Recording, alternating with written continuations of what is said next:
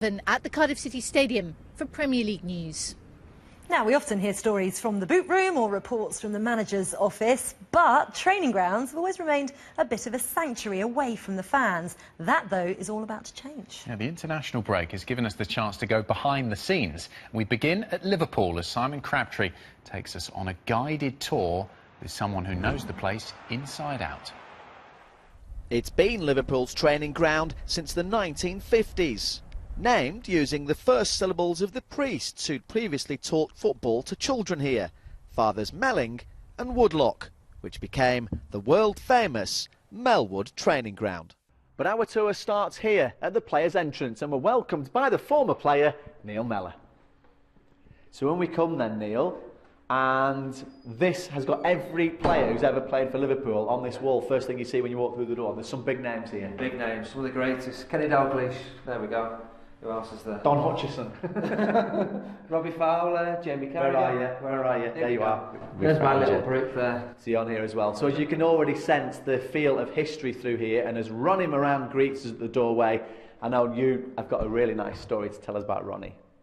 And Ronnie Moran, of course, one of Liverpool's greatest ever players, one of their finest ever full-backs, played almost 400 times for them and became, probably more importantly, part of the boot room, which is intrinsic with the history of Liverpool. And I know this isn't the Anfield boot room, but Neil, the Melwood boot room, for you at least, was equally as important. Yeah, this is where we'd put our boots on before we went out to train, and once a week we would see the great Ronnie Moran. You know, he was a part of the Liverpool soul of this football club. You talk about Shankly, you talk about Paisley, but Ronnie Moran is right up there with the legends of Liverpool Football Club with the contribution he made throughout his time here. And we'd see him once a week. We'd put our boots on, he'd put his trainers on, and before he'd walk around the training pitches, he'd tell us one or two stories and what it meant to represent Liverpool Football Club. And it was always great when Ronnie was in to listen to a few of those stories. Before you went out onto the training pitch, where we're about to hear one of your stories of just exactly how well you did out here.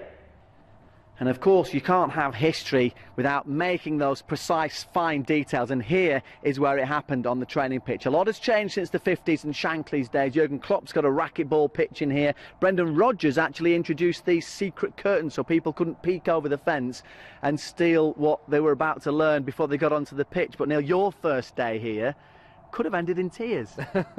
Yeah, I remember the first team manager at the time was Gerard Houllier, was stood just below his office there, and Monday, Tuesday, Wednesday, Thursday he would be sat in the office looking over the training. On a Friday, Gerard Houllier would be on that training pitch preparing for the game, the Premier League game the next day. Rafa Benitez, when he was in charge in the office, every single day he was always on that training pitch, no doubt about that. He wouldn't spend too much time when training was going on in his office. And yeah, first day was a case of trying to get myself known to the first team players. My dad, who was a former professional player, said, whatever you do, don't be scared of any kind of reputations. So the first day was 4 laps of the perimeter, big place here at Melwood. I remember being with the leaders, Sami Hyypiä, Jimmy Traore sort of thing, and by the 4th lap, all of a sudden Steven Gerrard had gone past me, and the last player to go past me was Jamie Carragher, and he said, welcome to Melwood, get back down to the academy. I'll never forget it, but I felt as though I'd made an impression with some of the established first team players. So as I say, this is where they all learn what they're about to do on the pitch, and for those who can't be out here, they have to spend a little bit of time in the treatment room, and let me tell you, it's very impressive. Come on. So we're in the gym now, and it's probably an area that you spent more time than you would have liked to have done because of the injury that you had at Liverpool. Yeah, that's certainly fair to say. Unfortunately, some players suffer from it. I was one of those players to have those injuries here at Liverpool. Before training, it was a vibrant place. The players would come in here, we'd do maybe 5 minutes on the bike, we'd do a little bit of weights. Up at the top there, we'd play cricket. I remember some games with Harry Kewell, England v Australia, sort of Ashes sort of time. They were good times, but as soon as training started, it became a very lonely place. This was where you had to do the hard work. This is where you had to get right again so that you were fit and able to go and train with the boys out there on the training pitch. And looking through that window was your motivation. Looking through the window behind us is a swimming pool that I know you like spending time in, but through that door was when you got your most heartbreaking news at Liverpool. Yeah, it was. That was the end of my time here at Liverpool. And who brought that to you? That was the chief scout. You think Rafa Benitez was the manager. There was no goodbye, there was no hug from Rafa. It was a case of saying, time's up at Liverpool, where do you want to go to? Which club would you like to go to? And it was as cold as that, my exit at Liverpool. And this is the first time you've been back since then, isn't it? How are you feeling? It's emotional, yeah. You know, I had some good times here. You know, I was part of a team which won the Champions League, of course, and some very good players. You know, think about Jamie Carragher, Steven Gerrard, Xabi Alonso.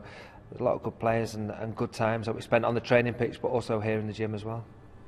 In the next 2 years, the plan is for Liverpool to leave this historic Melwood training ground and move across the city to expand their current academy base and create some new history.